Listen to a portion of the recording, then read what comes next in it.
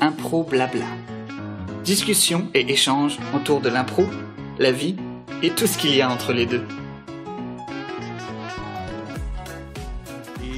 Bonjour à toutes et bonjour à tous, bienvenue pour ce nouvel enregistrement d'Impro Blabla. On discute d'improvisation et de sujets connexes et aujourd'hui j'ai deux invités toutes particulières, toutes droit venues de Paris, en la présence de Alex Casanova et Isabelle Freinet. Bonjour à toutes les deux, ça va bien? Bonjour, oui ça va. Bonjour, ça va, merci. Alors, merci d'être avec nous aujourd'hui. On va discuter d'improvisation, mais on va également discuter de sophrologie. Qu'est-ce que la sophrologie? On va pouvoir aborder cette pratique, cette discipline avec vous deux en lien avec l'improvisation. Je vais commencer par vous présenter, bien entendu. Donc, Alex Casanova, toi, tu es improvisatrice à Paris, notamment à la Grimace, et tu donnes également des cours d'improvisation au sein de Impro Studio. Et bien sûr, tu es sophrologue, tu pratiques la sophrologie à titre professionnel. Oui, et, je suis aussi comédienne et j'envisage de rajouter d'autres cordes à mon arc. Mais voilà, je suis aussi sophro-coach de prise de parole en public. Donc ça peut être aussi un lien intéressant d'utiliser des techniques de sophrologie pour justement travailler sur d'autres objectifs en fait. Parfait. Alors, on aura sûrement l'occasion justement d'apporter ce côté-là de la pratique. Et nous sommes avec Isabelle Freinet, improvisatrice à Paris au sein des Impronimous et également sophrologue professionnelle. Je viens de recevoir notamment son premier livre que j'ai commandé qui s'appelle Lâcher prise et oser le changement, sophrologie et improvisation théâtrale. Alors, bienvenue Isabelle. Merci beaucoup Armand pour cette invitation. Je suis ravie en plus de partager avec une consoeur la passion et le métier de l'improvisation. Et c'était en effet l'objet de ce livre il y a déjà près de 8 ans qui évoque les ponts, les passerelles entre les techniques sophro à mettre au service du jeu de l'improvisateur. Je crois que tu en as un autre qui arrive bientôt également. Oui, alors comme je travaille sur des sujets de santé, puisque la sophrologie concerne aussi la santé, la prévention santé, aussi bien que le développement personnel, je prépare un livre qui sortira début 2021 sur comment apprendre à ralentir et comment être mieux connecté aux autres. D'où l'improvisation à nouveau qui va s'inviter probablement dans cet ouvrage. On a hâte de pouvoir lire ça. Je vous ai contacté toutes les deux parce que je me suis intéressé récemment, plus précisément à la sophrologie. J'en avais déjà entendu parler il y a de ça plusieurs années. Je n'ai jamais su en tant que tel qu'est-ce que c'était. J'ai fait mes petites recherches depuis, mais je voulais quand même avoir un esprit neuf à vous écouter. Alors pour commencer, j'aimerais savoir tout simplement qu'est-ce que la sophrologie? Est-ce que vous pourriez nous détailler ça en quelques mots? Alors, c'est peut-être toujours intéressant de reprendre la racine, en fait, des mots. Moi, j'entends parfois sophrologie, j'entends kinésiologie. Enfin, aujourd'hui, il y a beaucoup d'approches qui font que c'est vrai qu'on a l'impression que c'est un peu un fourre-tout et c'est important de faire de l'information sur ce que sont ces disciplines psychocorporelles, puisque la sophrologie en est une. Et alors, en fait, c'est une racine grecque. Si vous décomposez, c'est sos, phren, logos. Donc logos, on va dire que c'est tout ce qui est science, l'étude, phren, le cerveau, la conscience, qui est vraiment au cœur de la discipline de la sophrologie, la conscience, et sos, qu'on retrouve dans le prénom Sophie, qui est la sagesse, une forme de sérénité. Donc l'étude de l'esprit serein, apaisé, harmonieux, si on peut dire. Et tout ça, on va en fait s'adresser principalement au corps, avec la respiration, la relaxation. C'est important de dire que c'est un médecin qui a fondé cette méthode parce que un psychiatre, voilà, exactement, un neuropsychiatre colombien qui s'appelle Alfonso Caicedo. Donc les femmes enceintes notamment la connaissent parce que finalement dans les années 70-80, au moment où ça a été fondé, c'est déjà une technique qui était conseillée. Donc en fait, c'est pas vraiment récent, puisque en effet, ce psychiatre a fondé ça dans les années 70. Et après, on aura peut-être l'occasion d'en parler, mais il y a énormément de champs d'application où on peut à la fois agir sur le thérapeutique, le stress, l'anxiété, la dépression, remettre de la vitalité, aussi bien pédagogique, ressources, je monte sur scène, je prépare un examen, je dois être dans de bonnes conditions, à la fois dans mon corps et puis dans un mental préparé. Oui, c'est vraiment un croisement entre la relaxation occidentale et les techniques de méditation orientale. En fait, voilà, il y a plusieurs techniques qui inspirent la sophrologie. C'est vrai que dans le but, c'est de prendre conscience de sa corporalité, de son corps, être à l'écoute de son corps aussi. Et ça, c'est vraiment l'étape 1. Et puis, plus loin, c'est reconnaître ses émotions. Et puis, plus loin, interpréter ses ressentis. En d'autres termes, prendre contact avec son intuition. Mais voilà, ça, je ne sais pas où sont les limites aussi de la sophrologie caïcédienne.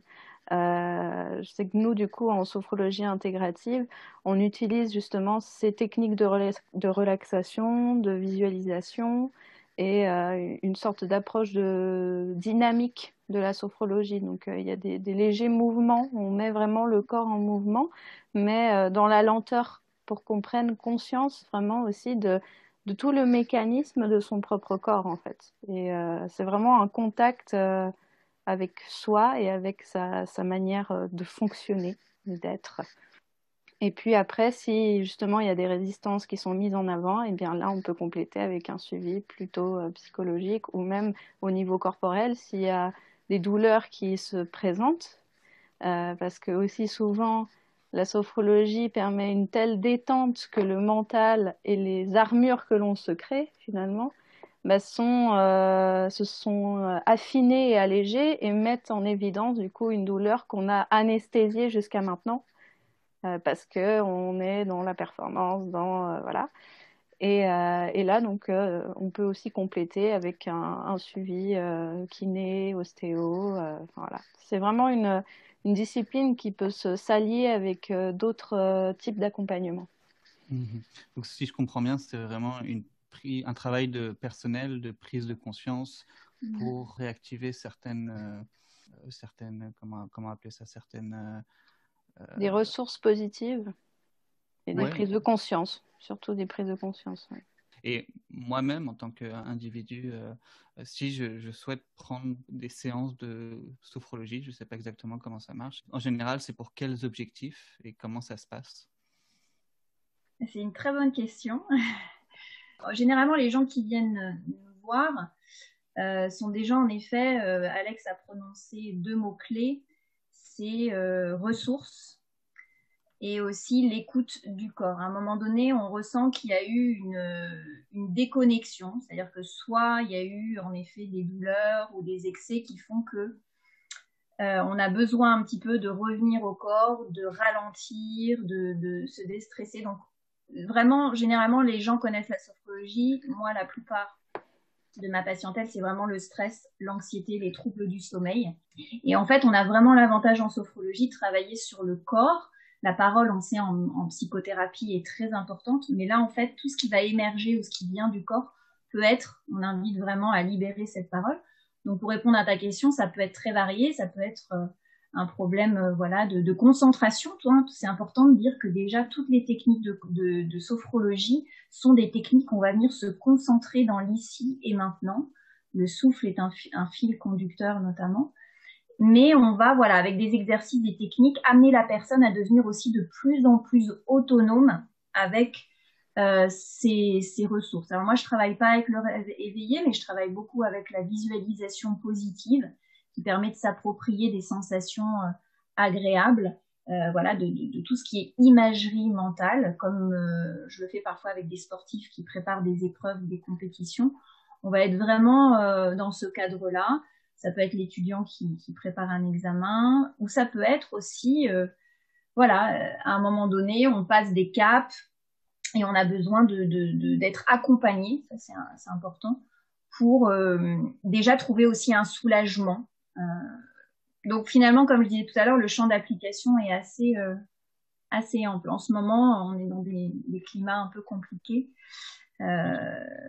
Voilà, donc on est sur déjà s'apaiser, comment retrouver un petit peu de calme. C'est vraiment, oui, oui, c'est ça. Et peut-être, oui, si je peux ajouter quelque chose justement en lien avec le climat actuel, c'est simplement aussi le besoin enfin, d'avoir un lieu dans lequel on peut se déposer et se ressourcer.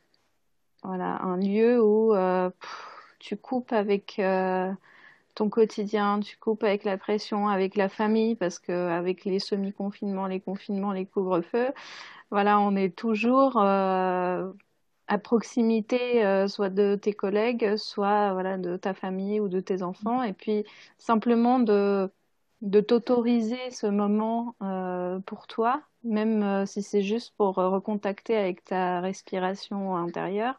C'est Mhm. vraiment aussi l'idée, ça, c'est d'accompagner, de guider à ce que la personne arrive à trouver ces petits rituels ressources, en fait.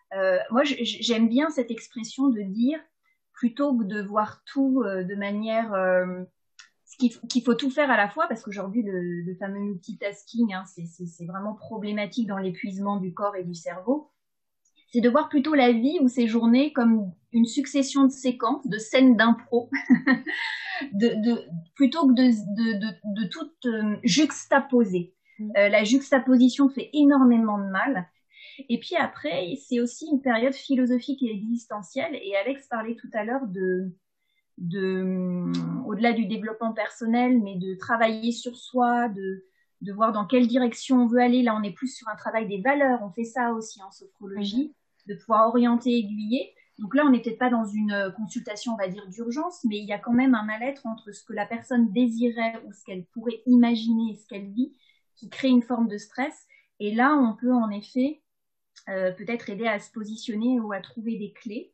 Et là, on est, je pense, plus sur ton domaine, Alex, du coaching, mais qui fait que les gens sont un petit peu dans cette recherche-là. Et vous avez commencé déjà à répondre à ma prochaine question. Justement, tu as mentionné l'impro. Alex, toi, tu as parlé justement de lieux ou des bulles de respiration, en quelque sorte. J'ai déjà entendu cette notion-là également pour des improvisateurs, dans le sens que quand on se retrouve sur scène, c'est ce moment-là de respiration, de prise de temps pour soi. Quel parallèle vous faites entre la pratique de la sophrologie et la pratique de l'improvisation? Bah, tout ce côté lâcher prise, finalement, où c'est comme si,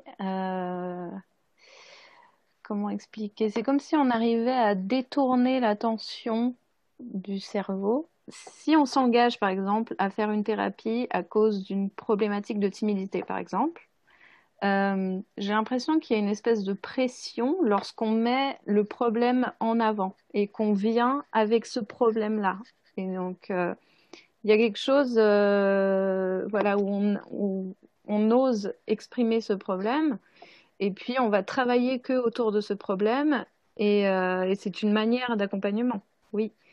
Euh, j'ai l'impression que la sophrologie ou l'improvisation va, ok, mettre le problème au centre, mais elle va aller explorer en fait les ressources positives qu'on a déjà en nous pour pouvoir nous permettre d'aborder ce problème et au fur et à mesure de trouver des solutions. C'est une de mes interprétations que je peux faire en lien. Par exemple, justement, la timidité. Quand on se présente à un cours d'impro, on va pas forcément dire Eh, salut, je suis là parce que je suis timide. Et puis voilà.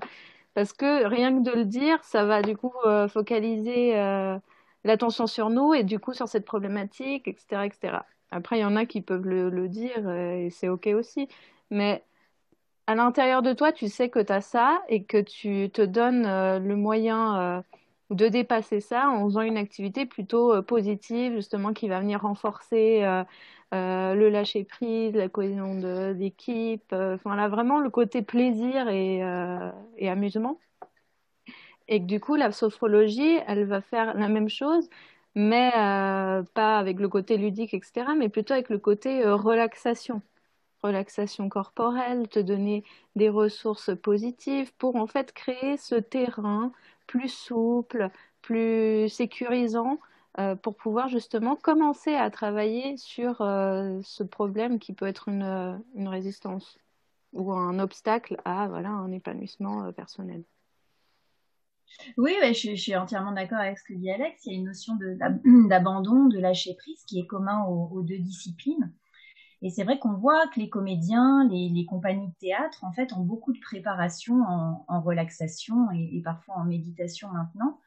Moi, ça fait à peu près 2 ans que je propose un entraînement aux impronimus avant qu'on monte sur scène de sophrologie guidée, parce que je considère que monter sur un plateau ou monter sur scène, c'est vraiment un engagement, vraiment, enfin, très sensoriel. En fait, il y a quelque chose dans le jeu d'improvisation, dans l'instant présent, une mise en route de finalement notre animalité. J'aime bien ce mot qui fait appel au sensoriel parce qu'en plus, en improvisation, nous n'avons pas de costume, nous n'avons pas de décor. Et c'est vrai qu'il y a beaucoup de composantes, par exemple, le fait voilà, d'être le corps en mouvement. Il y a cette notion, déjà en sophrologie, de prise de conscience du corps. Donc, chaque geste peut être conscient et incarner votre personnage. Sur les décors, la visualisation peut vous faire projeter le baobab, la piscine, le barbecue, vous tenez un chien en laisse. Vous avez l'habitude de vous entraîner à projeter de l'image. Donc ça, c'est aussi une composante qui est vraiment intéressante. Et puis, Alex parlait de la timidité qui est fondamentale quand on commence l'improvisation et de toute façon quand on continue parce qu'il y a toujours cette forme de trac. Mais c'est surtout, je dirais, ce qui est au-delà d'un texte qu'on peut apprendre par cœur, c'est qu'en impro, il y a cette notion de oser proposer. Donc en fait, on se juge beaucoup plus sur qu'est-ce que je suis en train de dire, qu'est-ce que je suis en train de faire. Il y a cette espèce de sans arrêt un peu de spot comme ça, de représentation de ce qu'on est en train de faire. Et la sophrologie permet justement dans son ressenti et dans l'abandon, dans la concentration totale, qui fait qu'on va décupler une forme de présence. Voilà. Et je pense que les comédiens aiment beaucoup aussi s'entraîner comme ça, parce que dans l'enracinement, on travaille beaucoup comme en yoga, les pieds dans le sol, en relaxation dynamique. C'est vraiment tous les piliers, si on prend les piliers de l'impro, enfin moi en tout cas, c'est la vision que j'ai eue et ça m'a même, ça a été tellement flagrant que j'en ai fait un bouquin, si vous voulez, c'est que tous les piliers de l'impro coïncident avec ce qu'on travaille en sophrologie et du coup peuvent décupler l'écoute, le corps en mouvement, la concentration, le côté focus, les 5 sens, la visualisation.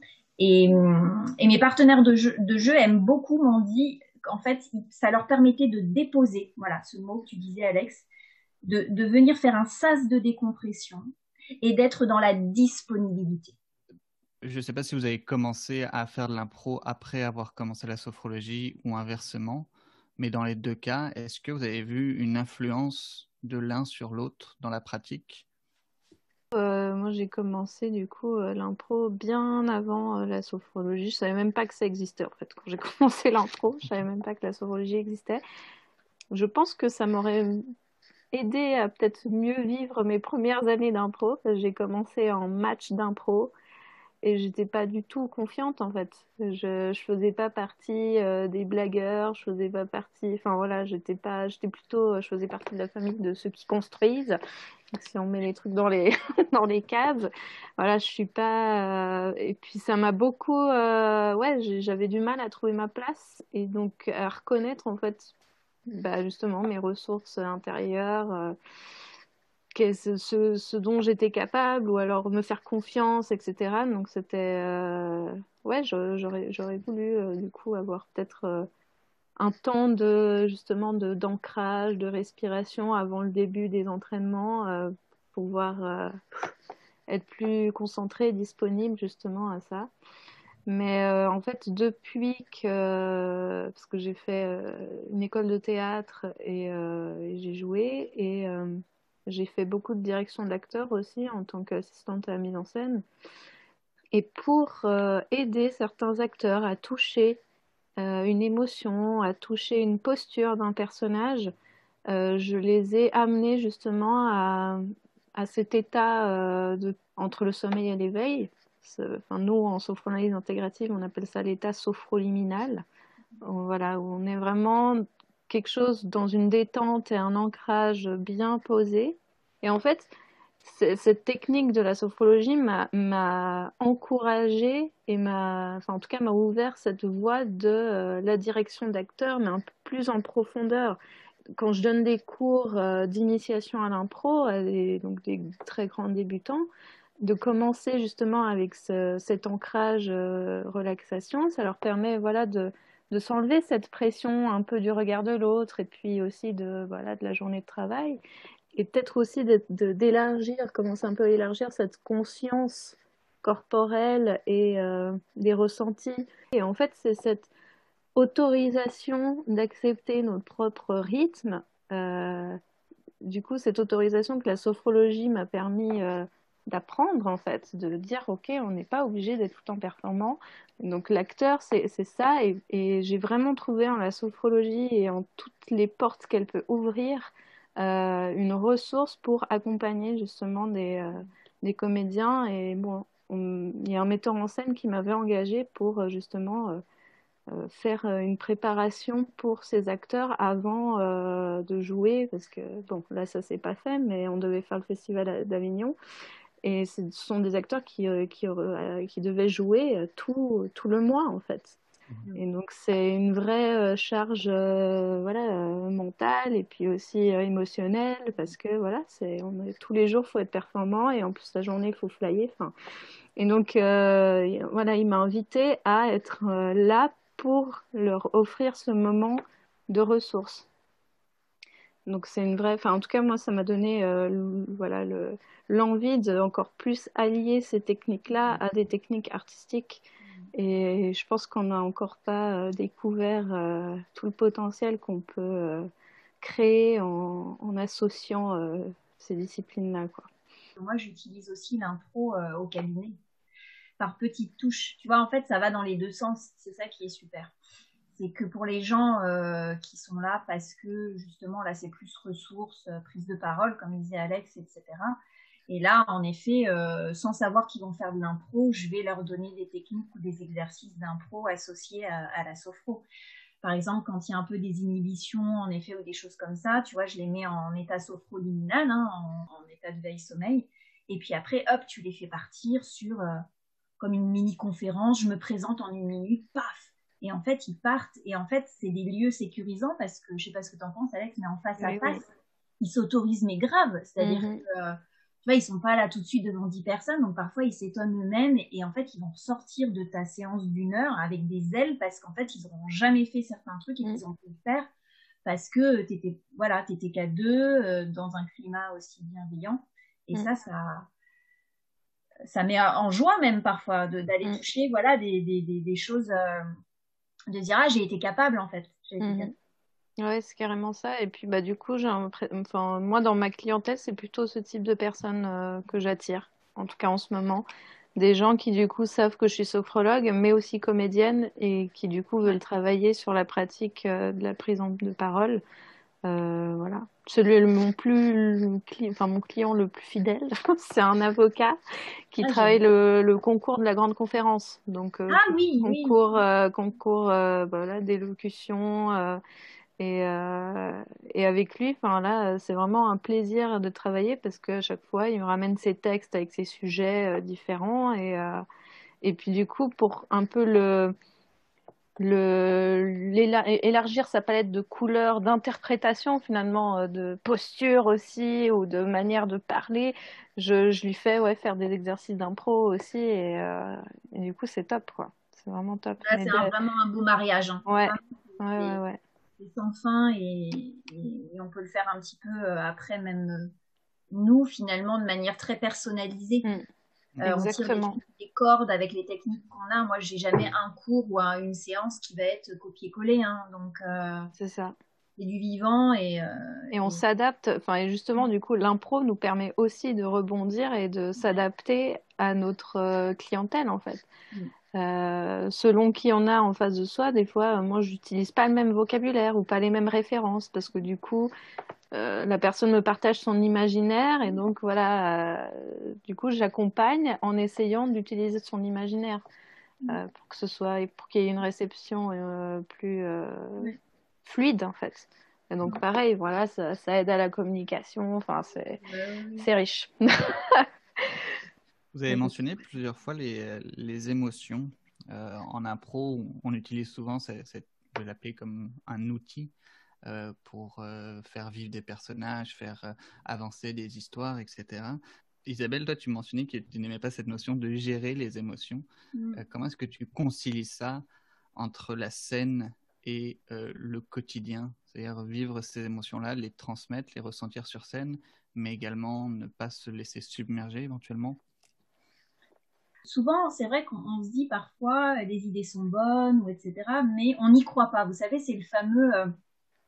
ce qui fait la différence parfois, on dit, entre l'improvisation et le théâtre. Ou le théâtre, en effet, c'est plus incarné, c'est parfois plus gracieux, justement plus juste au niveau de l'émotion.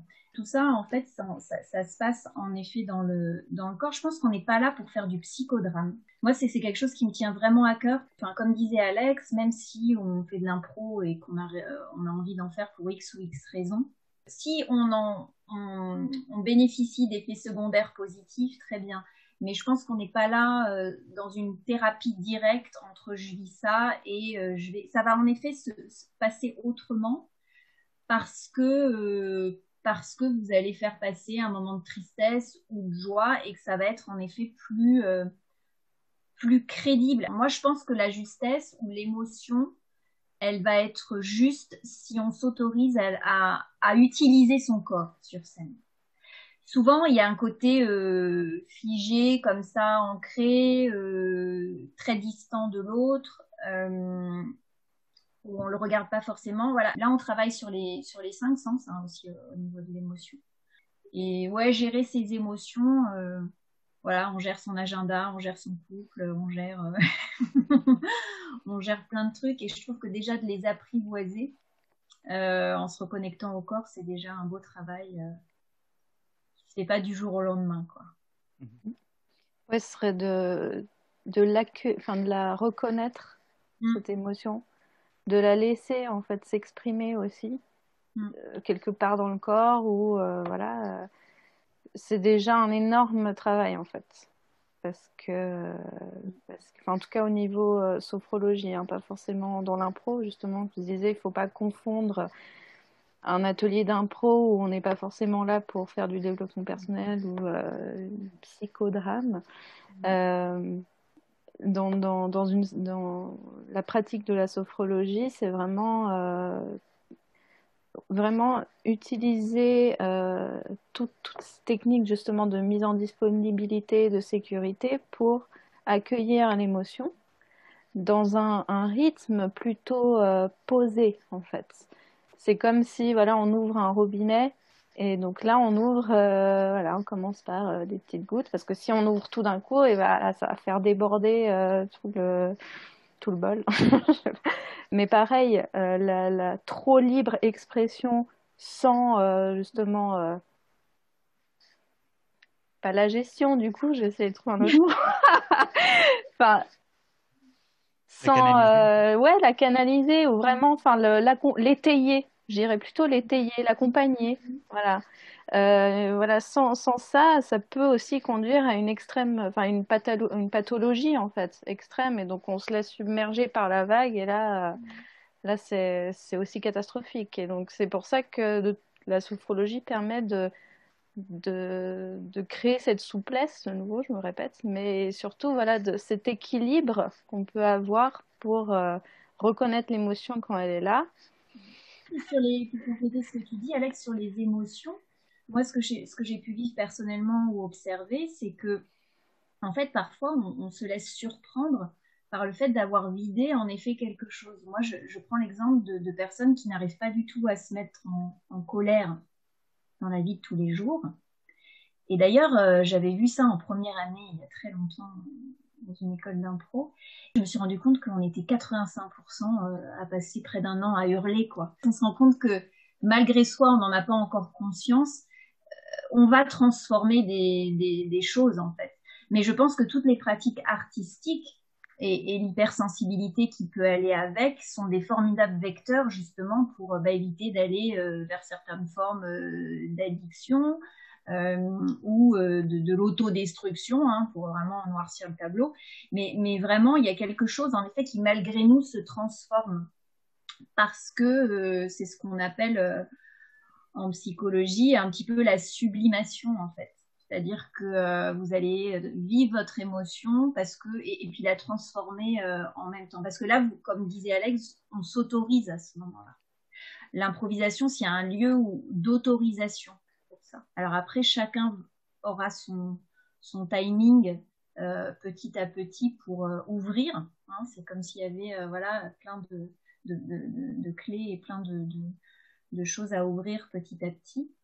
Et puis c'est un petit peu sans fin dans la connaissance de soi. Et puis on passe par des creux. On se dit, ah bah tiens, là, ça a bien fonctionné. Et puis là, j'étais plus à nouveau à me juger ou en dedans. Ou tiens, là, je prends un autre exemple que je trouve assez parlant.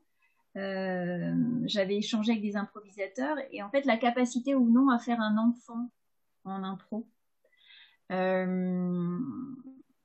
À partir du moment où on arrive à faire certains types de personnages, c'est très, très parlant, ça aussi. On peut passer 3-4 ans sans avoir l'idée même de se projeter, de faire un petit enfant ou de prendre une autre voie, etc. Et ça parle de soi aussi. L'écriture aussi dans la construction, ça passe par les émotions, c'est-à-dire si je fais cette proposition, c'est parce qu'elle vient de ma conscience, elle vient soit de l'inconscient, soit de ce que j'ai vécu. Donc l'écriture en improvisation, elle est chargée du vécu émotionnel, sans forcément parler directement de soi, évidemment. Mais ça, je pense que c'est des phénomènes, petit à petit, on peut en prendre conscience avec la sophrologie. Mais je pense qu'il y a, et c'est pas un problème en soi, on est soit surpris, soit ça nous dépasse, mais dans un lieu qui est bienveillant. Parce qu'en fait, ce qui est important, c'est que c'est une pratique de groupe où l'accueil est déjà là. Parce que moi, en 12 ans d'impro, j'ai jamais vécu pour qui que ce soit une moquerie. Et tout ça, en fait, c'est de l'accueil, c'est de la bienveillance, c'est du lien, c'est de la sincérité. Et c'est ce que je disais à mes compagnons là, avant le confinement, c'est que c'est un lieu finalement assez précieux qu'on ne retrouve pas forcément ailleurs. Dans des lieux qui peuvent être plus malveillants, plus toxiques, on va dire, que ce soit le travail. Voilà, donc là aussi, on peut s'autoriser à vivre et à transformer ces émotions. On approche doucement de la fin de cette discussion. Pour finir ça, à partir de vos expériences et de vos observations également, pour les improvisateurs et improvisatrices qui nous écoutent, ou même ceux et celles qui voudraient commencer l'improvisation, quels conseils vous pourriez donner, que ce soit comme exercice, comme préparation mentale, avant de monter sur scène, ou même dans le cadre d'ateliers qui pourraient bénéficier et aider dans la pratique du jeu? Alors, je vais tenter une petite clé pour la gestion du trac, peut-être, avant de monter sur scène ou avant de parler en public, hein. Tout simplement, pour moi, la clé, c'est la respiration. Vraiment prendre le temps, en fait, de respirer. Voilà, trouver un peu son moment d'introspection pour justement calmer cette respiration de l'appréhension, du trac, du stress, de tout ce qui peut se passer en fait avant de monter sur scène ou de jouer un match, etc. Rien que de mettre ça en pratique, voilà, de se poser, de fermer les yeux, d'observer sa respiration naturelle dans un premier temps, et puis après d'essayer de faire descendre au niveau du ventre cette respiration, plus en profondeur, plus ample. Vous pouvez mettre une main par exemple sur le nombril et une autre main au niveau du bas du dos et simplement visualiser l'accordéon de votre ventre qui à l'inspire va se gonfler et à l'expire va se contracter et puis simplement essayer de plus en plus en fait de ressentir ce mouvement de la respiration entre vos deux mains. Et déjà ça va vous ramener à l'ici et maintenant. Ça va vous poser Ça va ralentir justement votre fréquence cardiaque et ça va vous mettre en disponibilité à ce qui va se passer par la suite.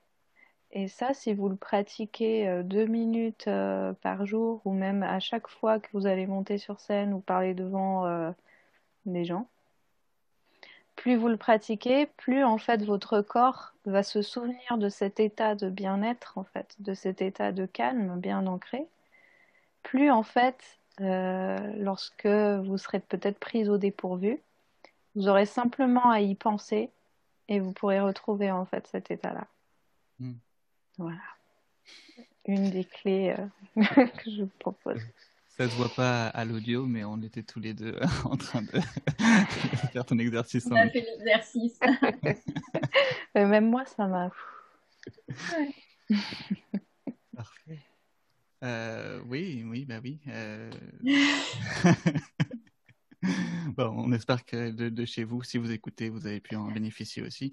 Alors, merci beaucoup pour ce partage d'expérience et de connaissances. J'espère que ça pourra bénéficier à plein de monde qui nous écoute, notamment dans leur pratique du jeu improvisé, puis même dans la vie de tous les jours. Merci beaucoup. Merci, ouais. Un plaisir, merci beaucoup. Ouais, c'était très agréable. Ouais, extrêmement enrichissant. Alors, j'espère qu'on aura l'occasion de se croiser un jour sur scène ou dans la vie, pour prolonger la discussion ou même parler d'autres choses que l'improvisation. Avec plaisir. Ok, je vous dis à très bientôt. Merci. À bientôt, merci Armand. Salut. Bisous. Impro Blabla est un podcast proposé par les membres de la Rocambolesque. Retrouvez toutes les éditions sur rocambolesque.ca/improblabla ainsi que sur votre plateforme de podcast dédiée. Vous pouvez vous aussi faire partie de la discussion en nous rejoignant sur la page Facebook de la Rocambolesque, improvisation traditionnelle et expérimentale.